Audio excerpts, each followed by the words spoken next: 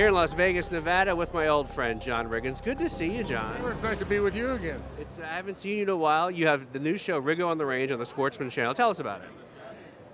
You know, I did football for 40 years, and I finally got to that point where I decided, I'm going to try something else. And part of the reason I played football at the time I played, it was played outdoors.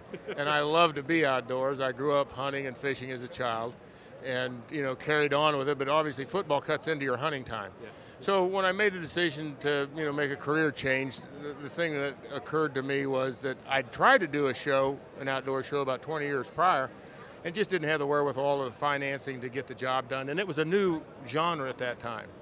So I stayed with my day job, which was broadcasting, but as I just told you, I got tired of that. So anyway, had this opportunity, and we traveled this fall. We've got about 10 or 11 shows.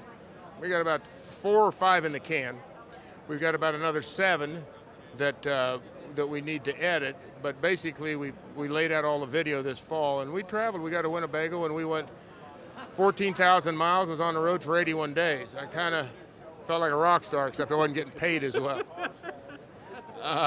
But the show really is about hunting from the standpoint, it's a social event. It's not about the kill with me. Yeah, I'm going to kill some animals because I love to eat them. That's the other part of the show. We've got a cooking segment on there because I think that wild game, when prepared correctly, I'll put it up against anything you can get in a 5-star restaurant. So that's kind of the show. It's just about having fun. I'm not the world's greatest hunter. I'm not even in the top 25 million. But I love to be outdoors. I love to learn more about hunting, and I can get around enough, and, you know, I can shoot straight enough. So, you know, it's just really about having fun. You're not going to learn a lot from me, like I said, about hunting. You might learn something about cooking from me, though. I will say that. Talk to me. Let's talk about football just for a second. You know, you played in a much different era, and you talk about the sport now, and it's almost two-hand touch in some cases. And I know it frustrates you. The game of football is getting to be less and less of a contact, the violent sport that it is. What is football becoming to you? Truthfully, you know, you get away from it long enough, and you start down a different direction. And because I was on the road for 81 days and 14,000 miles, if I'm not mistaken, 2 weeks ago we were heading down on a duck hunt down to in the Houston area. So we stopped in a roadhouse to get a bite to eat, and it was in the afternoon. And interesting enough, Washington just happened to be playing Seattle in the playoffs. That was the first bit of NFL action I'd seen all fall. Wow. And I saw about 4 or 5 plays, and that's it. So I have not kept track of any of it. And I've, you know, for the most part, I have no interest because it was fun while I did it, and I certainly appreciate the opportunities I had. But after being one of the talking heads and, you know, and then getting away from it as I did this fall, and then watching the other talking heads, and they're making it sound like it's right up there with keeping an eye on the guy that runs Korea and his nuclear program or the guy in Iran.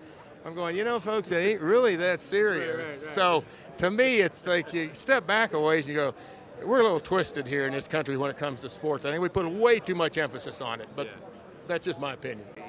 At the end of the day, for people who haven't hunted yet and know you as the football guy and the guy that they're a fan of, have you convinced people to get out there and try hunting for the first time? And have you any success stories and cool experiences? You know, I don't know. I think that the only way, I don't know if it's the only way, but, you know, that's either something that comes from within, that somebody, you know, you pique their curiosity. I'm not going to say that I'm an advocate of hunting because, you know, you can lead a horse to water, but you can't make him drink, so there's no point in doing that. I just have fun. I think if people can see the kind of fun you have in Mother Nature and be outdoors, and the best part of it is whether you're successful or not, I mean, if you go to the right places and you do it, and basically a lot of the right places are 10 miles from your back door, absolutely, that you see some breathtaking surroundings, and more interesting than that, you learn a lot about nature. If you're out sitting in a blind at 6 a.m. and it's dark and you sit there for an hour and it starts to get light, you'll be surprised at what goes on.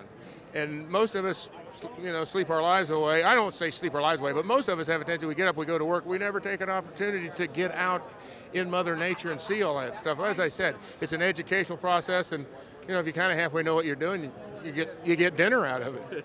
John, it's great to see you, my friend. Enjoy this. Enjoy your show. Enjoy the SHOT Show. I shall do that. Thanks for having me.